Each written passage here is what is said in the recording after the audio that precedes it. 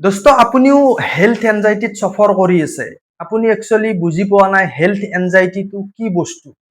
আপুনি সেনেকুৱা ধৰণত জীৱনটো অতিবাহিত কৰি আছে, আপুনি বুজি পোৱা নাই। যদি আপুনি সেনেকুৱা ধৰণৰ প্ৰব্লেমত আছে, আপুনি একচুৱেলি বুজি পোৱা নাই, ভাল ইনফৰমেশ্যন এটা পোৱা নাই, এইটো ভিডিঅ' শেষলৈকে চাব আপুনি। ইয়াতে মই কিছুমান হেলথ এনজাইটিৰ বিষয় লৈ কেনে আপোনাৰ আগত শ্বেয়াৰ কৰিম।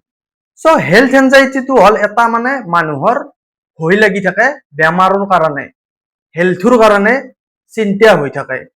যেনেকুৱা শাৰীৰিক প্ৰব্লেম, শাৰীৰিক কিবা বেমাৰ হৈ যাব, যিকোনো বেমাৰৰ কাৰণে ভয় লাগিব পাৰে। যেনেকুৱা কেঞ্চাৰ বেমাৰ, হাৰ্ট এটেক, পেটৰ কিবা প্ৰব্লেম হ'ব, কিডনী বেয়া হৈ যাব, ব্ৰেইন ষ্ট্ৰক হৈ যাব, ব্ৰেইন টিউমাৰ হৈ যাব, সেনেকুৱা ধৰণৰ মানে ভয় লাগি থাকে। আৰু ভয় লগাৰ পাছত সেনেকুৱা ধৰণৰ প্ৰব্লেম আহিব, অহাৰ পাছত মই মাৰা যাম।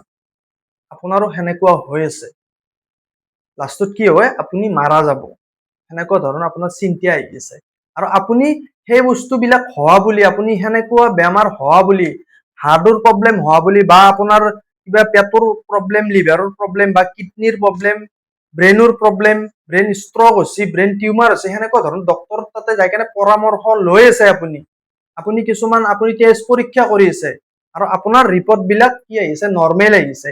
আপোনাক ডক্টৰে কৈছে যে প্ৰব্লেম নাই আপোনাৰ, আপুনি কিন্তু সেইটো কথা বিশ্বাস কৰা নাই, আপুনি ৰিয়েল বুলি মানি আছে। আপোনাৰ মনৰ পৰাই এনেকুৱা ভাৱ আহিছে যে আপোনাৰ সত্য কৰি আপোনাৰ সেইটো বস্তু হৈছে। আৰু আপুনি কি কৰিছে, সেইটো ডক্টৰে আপোনাক মানা কৰি দিয়াৰ পাছত যে আপোনাৰ ৰিপৰ্ট বিলাক নৰ্মেল আছে, আপুনি ঘৰত যাওক, আপুনি ৰেষ্ট লওক, আপোনাৰ প্ৰব্লেম একো নাই। আপুনি আৰু বেলেগ ডক্টৰৰ তাতে গৈছে, এনেকে আপুনি ডক্টৰ চেঞ্জ কৰি আছে, আপোনাৰ পইচা বহুত খৰচ হৈ গৈছে। আপুনি কিন্তু প্ৰব্লেমটোৰ পৰা আপুনি সমাধান পোৱা নাই, আপুনি প্ৰব্লেমটোৰ পৰা ওলাই আহিব পৰা নাই। চ' এইটো প্ৰব্লেম ক'ত আছে আপোনাৰ, কি হৈ আছে আপোনাৰ, আপুনি বুজি পাওক, আপুনি ইনফৰমেশ্যন লওক, ভাল ইনফৰমেশ্যন। চ' আপোনাৰ হৈ আছে এনজাইটি, এনজাইটি হৈ আছে আপোনাৰ। আপোনাৰ বডিত প্ৰব্লেম একো নাই, আপোনাৰ বেমাৰ একো হোৱা নাই, আপোনাৰ বাৰ বাৰ আপোনাক চিন্তাই কিছুমান ভয় লগাই আছে, আপোনাৰ মনটোৱে আপোনাক ভয় লগাই আছে আপোনাৰ বেমাৰ হোৱা বুলি।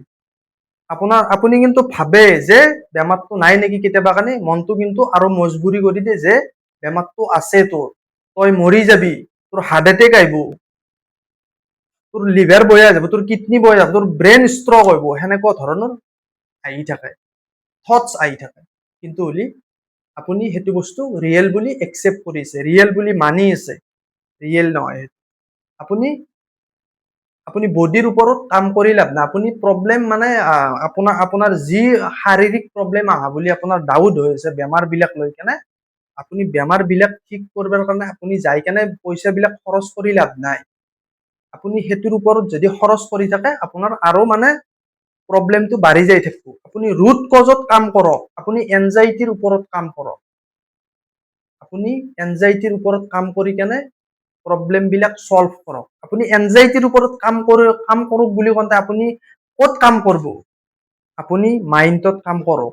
আপোনাৰ মাইণ্ডটোত একচুৱেলি কি চলি আছে, আপুনি চিন্তাবোৰ ধৰক, আপোনাৰ চিন্তাবোৰক আপুনি জানক, একচুৱেলি আপুনি চিন্তাবোৰ কি কৰি আছে, আপুনি নিজে ভাবি আছে, আপোনাৰ আহি আছে, সেইটো বস্তু ৰিয়েল আনৰিয়েল, সেইটো বস্তু আপুনি বুজি পোৱাৰ কাৰণে চেষ্টা কৰক।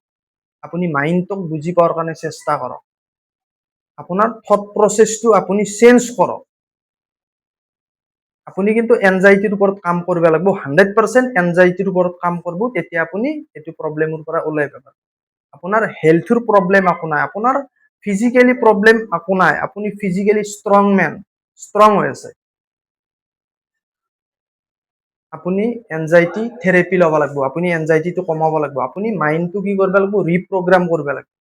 আপুনি যি বস্তুবোৰ ভৰাইছি ভিতৰত, সেই বস্তুবিলাক আপুনি উলিয়াই কেনে পেলাই দিব লাগিব।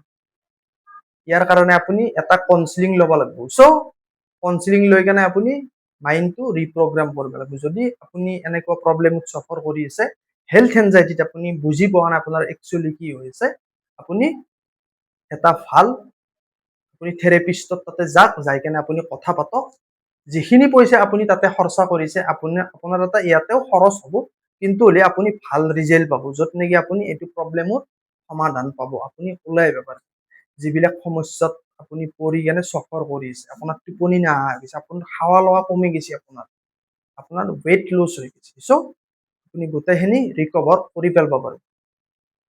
যদি আপুনি ভাবে মোক কণ্টেক্ট কৰাৰ কথা, তেনেহ'লে মোৰ নম্বৰো ডিছক্ৰিপশ্যনত দিয়া আছে, মোক কণ্টেক্ট কৰিব পাৰে, মোক ফোন কৰিব পাৰে, হোৱাটছএপত আপুনি মেছেজ দিব পাৰে। চ' মই এনেকুৱা প্ৰব্লেমৰ পৰা ওলাই অনাৰ কাৰণে আপোনাক ৰুট কজত আপোনাক দেখুৱাই দিম, আপোনাক কম আপুনি ৰুটত আপোনাক একচুৱেলি কি চলি আছে, আপুনি ৰুট কজত কাম কৰিব লাগিব।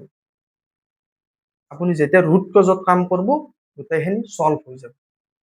চ' মোক যদিও কণ্টেক্ট কৰিব খোজে, মই আৰু একবাৰ কৈ দিছোঁ আপোনাক, আপুনি মোক ফোন কৰিব পাৰে, হোৱাটছএপ মেছেজ কৰিব পাৰে, মোৰ নম্বৰ ডিছক্ৰিপশ্যনত দিয়া আছে।